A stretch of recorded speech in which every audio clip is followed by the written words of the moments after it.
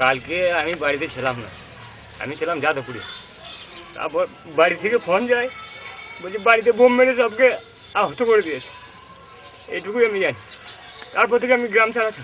Police তো ওদেরই, মোস্তফা যা বলছে তাই মোস্তফাকে আগুলে বেড়াচ্ছে। মোস্তফা 3টে মার্ডার কেসে আসান, তাদের তো পুলিশ মোস্তফাকেই আগুলে বেড়াচ্ছে। পুলিশ কি এখনো তো পুলিশ আছে, বিশাল পুলিশ বাহিনী, কি কোথাও মনে হচ্ছে প্রোটেকশন দিতে পারবে না? কি মনে হচ্ছে কোথাও কিছু নেই। এই তো আমাদের সকালে বিজেপি বাড়ি বাড়ি পুলিশ তালা মেরে এলো সব, আর ওদেরকে নিয়ে তো ঘুরে বেড়াচ্ছে। কি মনে হচ্ছে পুলিশ কি শাসক দলের হয়ে কাজ করছে? পুরোপুরি নিরাপক্ষ কাজ একবারে নেই, শুধুমাত্র বিজেপি হওয়ার জন্য আমাদের উপরে হামলা।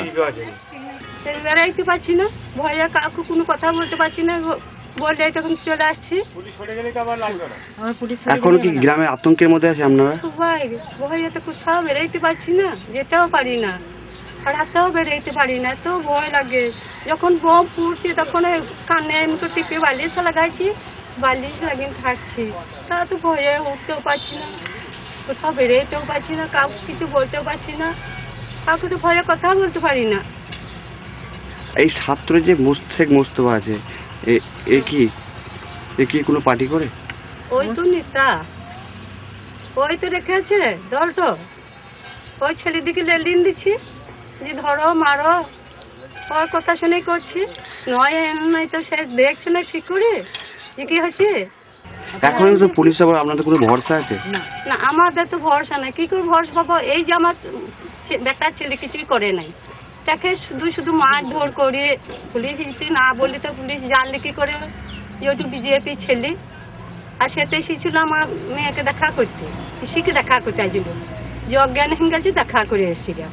ও তো আর মারামারি করতে আসে নাই। বাবা আমার জমি ছিল 3 বিঘে, সেই জমি 3 বিঘে কেড়ে দিয়েছিল। এই 3 বছরই এই বছরে খালি তাই চাষ করেছে ছেলে আমার, সেই ধানটাই তুললি। আমার তো জমি জায়গায় কিছুই নাই, তো গরিব মানুষ। আমার ছেলে পেটে দেয় হোক কেরলে থাকে, আমার গ্রামে বাস করতে পারে না। গ্রামে বাস করলে মারবো, ধরবো, কাটবো বলে, সেই ভয়ে আমার ছেলে গাঁ ছাড়া দেশ ছাড়া হয়ে যায়। এই সেই 3 বিঘে ভূমি তো ঘুরে নিয়েছে, দখলে নিয়েছে বলে ধান তুলতে এসেছিল আমার ছেলে।